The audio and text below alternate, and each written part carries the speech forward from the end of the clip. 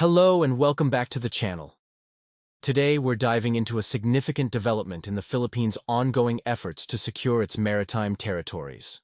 On Wednesday, a high-level meeting took place between the Philippine Coast Guard and a delegation from Sweden, highlighting a growing international partnership aimed at addressing the complex challenges in the West Philippine Sea. This important discussion wasn't just a simple courtesy call. It was a strategic move, aligning with President Ferdinand Marcos Jr. as directive to foster continuous collaboration with friendly foreign nations. The Swedish delegation, led by Mr. Daniel Wolven, the Deputy Director General for the Department for Asia, the Pacific region, and Latin America from the Swedish Ministry for Foreign Affairs, was given a comprehensive and detailed briefing on the real-time situation in the West Philippine Sea. So, what exactly was on the table? The Philippine Coast Guard didn't hold back. They presented a clear picture of the current maritime threats faced by the nation, not just in the West Philippine Sea, but across all of its territorial waters. This is a crucial point. While the West Philippine Sea often grabs the headlines, the PCG's responsibility is vast, covering the entirety of the archipelago's extensive coastline. The briefing detailed the specifics of PCG patrol operations. Think about the immense courage and dedication of the men and women of the Coast Guard who are out there, day in and day out, safeguarding our waters. They are the frontliners, and they shared first-hand accounts and operational data, giving the Swedish delegates a ground-level perspective of the daily challenges.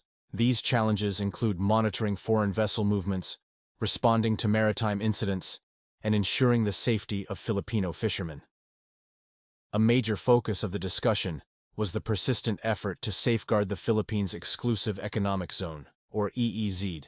For those who might not be familiar, the EEZ is an area extending 200 nautical miles from a country's coastline, where it has sovereign rights to explore and exploit marine resources. Protecting this zone is not just about sovereignty. It's about economic security.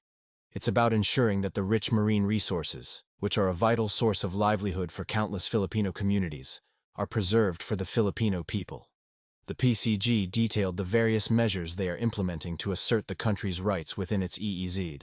This includes intensified patrols, the use of modern surveillance technology, and the documentation of any activities that violate international law, specifically the United Nations Convention on the Law of the Sea, or UNCLOS. The 2016 Arbitral Award, which overwhelmingly favored the Philippines, is a cornerstone of this legal and diplomatic approach. The Swedish delegation's visit is incredibly significant.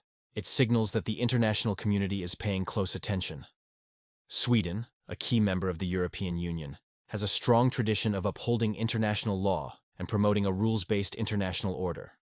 Their engagement provides a valuable platform for the Philippines to amplify its voice on the global stage. It demonstrates that the challenges in the West Philippine Sea are not just a regional issue, but a matter of global concern that impacts freedom of navigation and the stability of international maritime trade routes. According to the official statement from the Philippine Coast Guard, this meeting reflected the strong and enduring friendship between the Philippines and Sweden. More than that, it marked another step forward in their mutual pursuit of enhanced maritime cooperation and regional stability. This isn't just diplomatic language. It points towards a future of tangible collaboration. What could this enhanced cooperation look like? While the specifics are still being developed, we can speculate on a few possibilities. It could involve sharing best practices in maritime law enforcement and Coast Guard functions. Sweden has considerable expertise in maritime surveillance and technology, which could be beneficial for the PCG. There could be opportunities for joint training exercises, capacity-building programs, and information sharing. This kind of partnership strengthens the PCG's capabilities and reinforces the message that the Philippines is not alone in its principled stand. Think about the broader implications. As more nations like Sweden engage directly with the Philippines on this issue, it builds a stronger, united front of like-minded countries committed to a free and open Indo-Pacific. It's a diplomatic strategy that complements the operational efforts of the PCG on the water.